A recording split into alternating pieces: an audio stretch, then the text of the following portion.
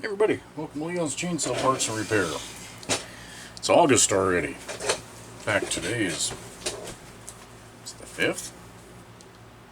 4th. That was close. Close enough. Time flies when you're having fun, or whatever it is we've been doing. Been a hot minute. I say that a lot these days. Probably because it has. Still haven't gotten the oil pan back there up to the tractor. Last couple of weeks have been devoted to dealing with some family stuff. Nothing bad, but my mom finally went in and had her right knee replaced. It'll be 2 weeks ago on Tuesday. That's only been about 15 years coming, so I wish that she'd been able to do it 15 years ago. She would have gotten a hell of a lot more enjoyment out of it. It would have been an easier recovery, but in the next day or two she's going to start driving again, so that's good news. But even though my sister has shouldered the heaviest part of the load, she came down and been staying there with her. It's been a little bit for everybody, so it's again good to have it done, but haven't been able to do a whole lot outside of work and that, and getting ready to prep for another camping trip. My wife's family tries to do a get together, old fashioned style, up there, the Cascade Lakes Highway. I don't know if you're not from this area, you wouldn't have any clue where that's at, but basically south of Mount Bachelor. That's a name that most people will recognize. There's a whole slew of mountain lakes in the Cascade Mountains, and Elk Lake is one of those. So we'll be heading there. My wife's youngest sister reserved the campsite, said, hey, they're big enough for trailers and all that. It's like, I don't like going to a campground I haven't gone to, a Forest Service campground especially, without checking it out. So we tootled over there, and we'll be doing some tent camping. And that'll be a rant here in a second. Those roads are about that wide, and yeah, I am not dragging 50 feet of truck and trailer through there. We're going to bust out the old tent gear, which is fine because I still got it. And I've got a nice big plywood box. If I'm smart, I'll put a picture in here of it that I built. It's heavier than snot. It's hard to lift. Just my style. But I keep all the tent gear in there. Not all the gear, but the cooking, the cleaning, all the basics, and I keep a list right on top every time I repack it after using it. I clean everything up and get it ready to go so that it's there for the next time. And even if it's 2-3 years since I've used it last, as it is in this case, I unscrew that damn lid and there's a list of everything that's in there right there. It works out pretty well, but it's big and it's heavy and it's awkward and wham. I needed a few things. So here's my rant. What the hell is wrong with the world? And we're not going that broad, but specifically when it comes to trying to find crap locally that you want. I needed, for the camping style stuff, I needed a pop-up trash can. We've all probably seen those. They're pretty cool. Easy, cheap, nice. I needed a new tablecloth. Nothing special. Y'all remember it. If you're my age or older, the old red checkered frickin' tablecloth that you could buy at any damn store on the planet? I needed a double action pump because the kids broke my other one the last time we were out. That's a fairly minor shopping list. Some of the places I was going, I could get the other stuff, the seasoned salt, the cooking oil, some Pam cooking spray, just some basic crap. Okay, so I roll out of here and think, alright, I'll go to Bi-Mart. It's a local Northwest chain. They're like a smaller Walmart, and they're employee owned. So that's a thing. I like to shop at a local store if I can. It supports, even if it's a national chain, even if it's a freaking Walmart, they're employing people who are here in the Rogue Valley. Okay, it may be a crappy wage, I don't know. But you know what? It's still, in a way, supporting people who are here, who live in my area. yeah, it's a lot easier to go on Amazon and buy everything, but it's going to be made overseas. Not that there's anything wrong with that, but again, if I can buy something that's made here in the US, I would prefer to. Just the way I am. Sometimes costs don't allow it, but on a lot of stuff you can. Anyway, roll over to Bimart. No, I couldn't find that checkered tablecloth. Found the pop-up trash can, and I found the Chinette plates that I needed. Great, okay. Figure, okay, I'll roll out to Dick's Sporting Goods. Again, I don't know if that's nationwide or if it's just a Northwest thing here, but their camping division is called Public Lands or some crap like that. I hate that store. I hate it with a passion. You can't find anything. It's not logical where all the crap is. It took me forever to find a double action pump. Do you think it was by the inflatable boats? Oh no. Some 5 aisles away. They didn't have any tablecloths. Public Lands, their selection of gear, I guess they're trying to compete with REI, for the yuppie crap. You got bear spray, and you've got, don't, bleed out kits and all that kind of stuff, which that can be useful, but how about some basic camping crap? Alright, fine. I'll roll over to Walmart. I hate doing it, but I'll roll over to Walmart. Okay. I don't go there much. I hate that place. Cannot stand it.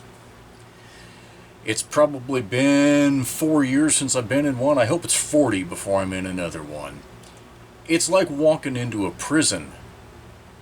All the camping crap is behind locked gates now. Apparently people are stealing it right and left. But if you're going to lock stuff up, have some employees around that actually have keys to unlock it. I did find one remaining tablecloth in there. It's still there because there was nobody around to unlock the damn shelf so I could get it out. Now, screw you, I'm done. I bought my $2.94 thing of Lowry seasoned salt, walked the hell out, came home, and in 2 minutes had ordered a Coleman damn table cover through Amazon. Claims it's actually made in the US and it'll be delivered to my door by Wednesday. And I just wasted an hour of my life and 3/4 of a gallon of diesel tootling around the Rogue Valley. It's like, oh. So, once again, what the hell is wrong with this world? Alright. Enough of that crap. It's going to be a fun camping trip. We're going to be right on the lake. I'm going to do some fishing, I hope. Headwaters of the Deschutes River are up there. Yeah. I've caught some nice trout on that river before when my dad and I were up there. Easily 12, 15 years ago. It's hard to believe it's been that long ago, but we camped at Little Lava Lake all those years ago. And I've got a picture of me holding a real nice trout. I had to release it. That's okay. You don't have to eat every one you catch. Yeah. Alright, new topic. Every once in a blue moon, I sit down and I take a breath at the computer and go, God, I got a minute. That's kind of weird. I did that the other day. I clicked into some comments on YouTube and was like, holy crap, why are these videos still getting views? Why are they still getting comments? I just, sometimes it blows me away. And then I stop and think about all those years ago. Okay, it wasn't that long ago, but in perspective, where my channel started and some of the things I talked about to where it is now, it's pretty different. I was pretty naive when I started my channel, let's be real. Number one, I didn't think anybody gave a rip what some schmo in Southern Oregon had to say about literally anything. The channel was started to showcase saws that I was going to sell. Hey, look, it starts, it runs. I'm not a liar on eBay. It actually runs. Not saying that everybody on eBay is liars, but we've all had those instances. That was all I wanted to do. And then there was some of the repair videos, the really common questions that I got. And, so some of those things, and I made a little list. And again, it's all the stuff that people fight about on the forums. It's so cute. It's so, yeah. Yeah. It's pretty funny. So I'm just going to go in no particular order that I wrote it down, and I don't remember what video it was. I was doing a test. New comment. This was a 2 or 3 year old video. Well, you really shouldn't rev a saw like that without a bar and chain on it. You shouldn't do it. It's going to damage data. All right. Is that technically true that you can? Yeah. Yeah, it is. There's lots of things that can happen. But when you guys see me revving a saw here, I'm not going to damage it. Number one, I don't tune them lean on the high side. I don't tune it to the point where they're just ripping. Number two, if I'm pegging the throttle, I'm not pegging it for long. And it's to get a quick tune on it. Okay? Yes, if you just sit there and run it, you could overspeed it, but that means your tuning is just right there. And if you had a bar on it, odds are pretty good you're going to be overheating it anyway, maybe doing other damage. Now, one thing you do have to watch out for, and we've all done it, any of us that have worked on models with an outboard clutch, meaning the sprocket's here, and then the clutch goes on top of it. And if you've had that clutch off and you don't tighten it down right, and you rev it without a bar and chain on there, you can get it loose. I've done it. Not too many times, but I have. I'm going to tilt the camera now, and hopefully not... Okay. See that right there? May not show up in the view or in the camera real well, but that is bent, and that mark is from a clutch that exploded. It unspun, and it went up there with a shoe flying off, and it blew that part of the light apart. Or bent the edge metal and blew the shoe apart. That was kind of bad. So yes, you need to be careful, and even if you're careful, sometimes you make stupid mistakes like that. But use a little context. Again, when I'm testing one on the bench here, I'm not pegging it and getting the absolute highest. That's not what's going on. And there are many times that they're so rich that you've got to get to wide open throttle and lean it out enough that it cleans it out so that you can finish tuning it. So again, funny one. Next one. Oh man, and this is one, I think the title of the video is Why I Prefer a Chain Grinder to a File. And oh my goodness. Still far and away one of the highest viewed videos, and it's one of my earlier ones. And again, I assumed early on that really no one gave a big rat's ass what I had to say. So there were times where I would make generalizations about something or dumb something down into a statement that I probably shouldn't, that I shouldn't have made. And that I'm very certain. There's a lot of ways to skin a cat. I still stand by, I do prefer this to hand filing. Now, I hand file all the time. It depends on what I'm doing. If I'm using one of my chains that I've put a square, a chisel edge, you've got a hand file. I don't have a Sylvie grinder, and thus far I haven't been willing to spend a couple $1,000s to get a used one or more. So, yeah. But if it's just a run-of-the-mill, even a chisel chain that's round ground, I can buzz it out so fast on this. Faster than you can hand file. It's just the way it is. Now, if you're out in the brush, great, And again, if you've got most of your teeth at the same length, you're going to run into less trouble than if you've got alternating sizes all over your freaking chain. I'm not going to relitigate it. It's just funny that that one still generates so much controversy. Kind of fun. You got to know mix ratios. Oh yeah, that one's in there too. And you've got both camps. You've got the camps that I'm in, the modern oils are better, and just because that 1956 saw says you need to run it at 8:1 on SAE 30, well, you better do it. No, it's your saw. Do whatever the hell you want. The video I made was to address what I find to be the case. I know the 80:1 AMSoil works just fine because I've done it for a lot of years and I haven't burned up a saw doing it.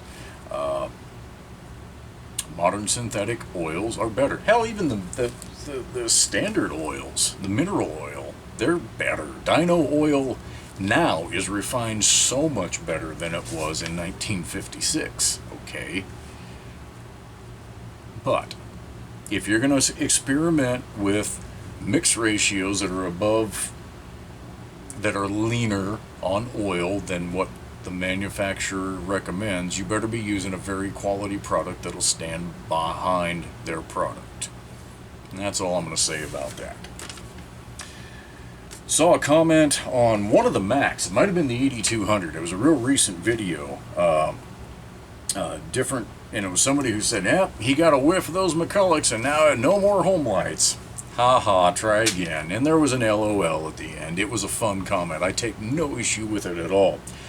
You guys have seen a hell of a lot more non-home light stuff, and part of that is because I've got so much. So much. There are certainly, you could find models right and left that I don't have, but not too many more that I'm actively searching for. There are models. I mean, I want a Super 2100 with the big chip shoot. Okay, I want that model. I haven't seen one come up for sale in a long time. I want a 3100G. Same thing. Haven't seen one for sale for a long time. And when they do come up, those prices go north of where I'm normally willing to spend. It's going to have to be that right instance. You know, there's still some of the 900 series, not XL 900, the 900G, then, you know, the gear drives, and even some of the direct drives. When I find the right ones at the right prices, yeah, I'd like to add a few more of those to the collection. I don't intend to collect every model of home light. It is what it is. So I know I've talked before about the 82cc McCullochs. I like those. I've run enough of them that, yeah, they're a decent saw. And I've collected a good many versions of it. The Pioneer P-Series and the corresponding Poulan Pros. Okay, they're pretty damn good saws. I like them. That's why you guys have seen more of that on the channel, because I have so much home light, not nearly as many of those other ones. So, in fact, part of this video will be that as well. Got a little something on the bench here. And the last one that I made a note of before I got bored and said, okay, I've had enough of this, is the "you probably don't have a Super XL12 video." And the comment was, well, that's funny, I got 4. Okay, I'm glad. There's another mistake I made many years ago, and I think it was on House of Home Light, and it was well over a decade ago. Somebody was new to, I actually don't remember the context of it, but I basically, in pretty much these words, said, "Oh, there's no Super XL12." Even though I knew that there was, whoever I was talking to, it didn't matter. But it was the wrong way to approach it. And that's why I made that video. You probably don't have. Because so many people, whether it's an XL12 or a Super XL automatic, got me a Super XL12.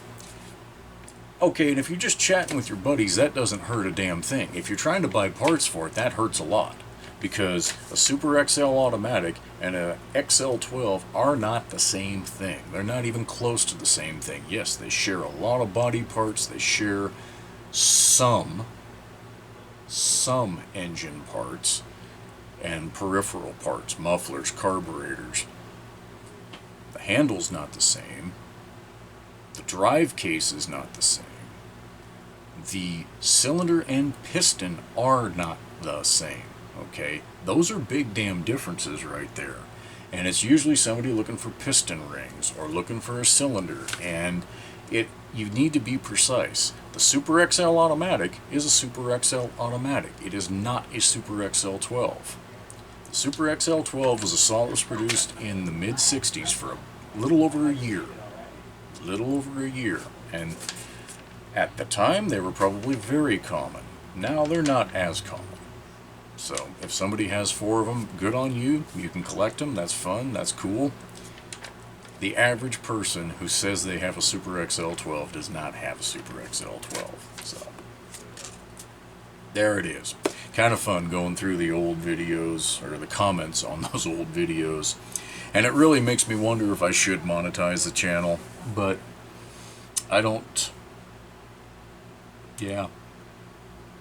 The channels that are monetized that I have to sit through the ads on, I'm like, oh my god. This membership thing, the you know, join the channel and you'll get behind the scenes and this and that. If you're a full-time YouTuber, I think all that stuff makes sense. If you're a guy in his garage who's making videos as infrequently as I have been, I'm not sure it makes sense. So, alright. Shall we talk about a non-home light chainsaw? Let me grab it and we'll come back. Okay. So I think this is one of the last saws. I think the Promac 82 was last. This might have been second to last that I put a video up on. The Poulan Pro 655 that is a boost port. Okay. I never got it up to the hill to run it. Fire season snuck up on me fast. We went from moderate to extreme in the span of about 4 weeks. And extreme is when no gas saws, you're done. And it's dry out there, folks. It is stinking dry. But remember, I was whining and moaning, like I like to do, about the replacement chain brake cover, that I really wanted one in the proper color. And I thought I had one located. A gentleman in New York was selling some parts, but it was a P61 style that had the funky slash cut and a cover over the muffler, which means you can't have this kind of downdraft exhaust here. I'd have had to switch the muffler out, and I wanted to, this is correct, I wanted to keep it correct. Well, wouldn't you know, something turned up on eBay. Complete assembly. Proper part number, the flag, everything. So I'm kind of stoked about that. I'd like to put that on here and see this thing the way it was intended to be seen. I'm going to gamble that that is a size 10 and not actually a 7/16, and I'm going to gamble incorrectly there.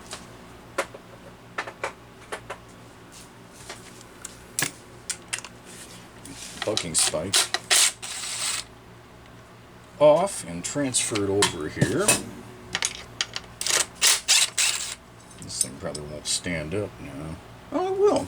If that bar was any heavier, and it sure wouldn't. Okay, I need those nuts to come out.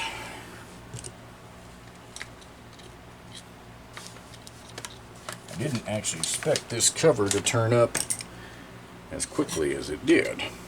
So when I saw it, I acted very quickly. I can't imagine that there's all that many of these things still sitting around in somebody's stock just waiting to get used. Did not have a sticker on it. I ordered one from Custom Chainsaw Parts, and it's not the right size, but you can trim it down to where it will work.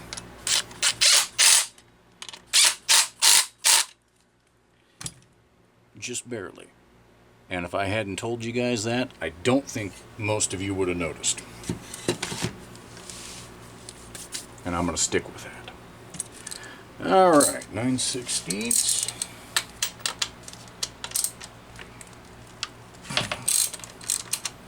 One thing these guys did just a little better than McCulloch is leave room at the handle to get these bar nuts loose. McCulloch and some of the home lights were just tighter than tight. You'd have to switch over to a shallow socket for this one that's dead in line with the damn handle.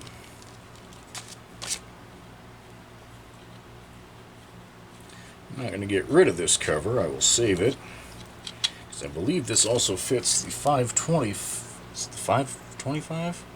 I can't remember now if it's a 505 or 525. Basically the P52 version.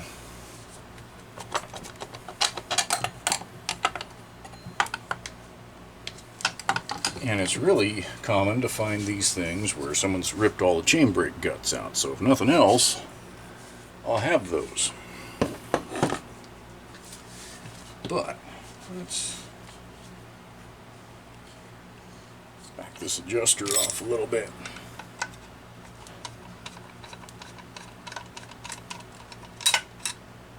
Maybe I'll back it off a lot.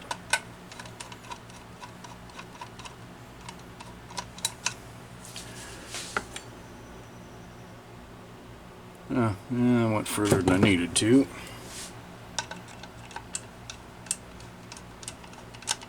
Let's try that. Feeding this in is a lot easier than those 82cc McCullochs as well. They are a little bit of a pain in the butt. God, I think that went in. That was too easy. Anything that's too easy makes me question it.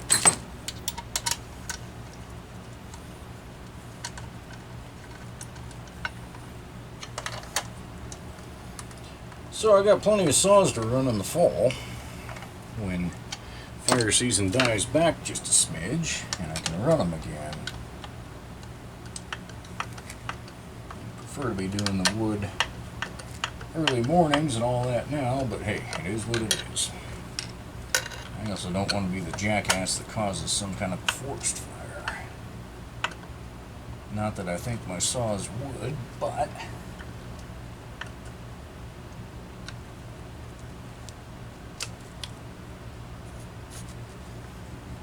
this is sharp, so I want to be careful. Don't lacerate myself. That looks good.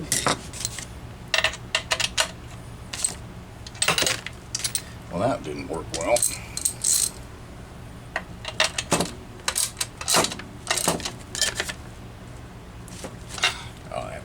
Beautiful.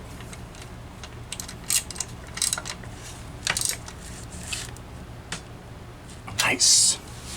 Alright. It ain't much saw content, but it's something. Pioneer 655 boost port with the proper color chain brake cover. So we'll call it good there, folks. We'll catch you on the next one.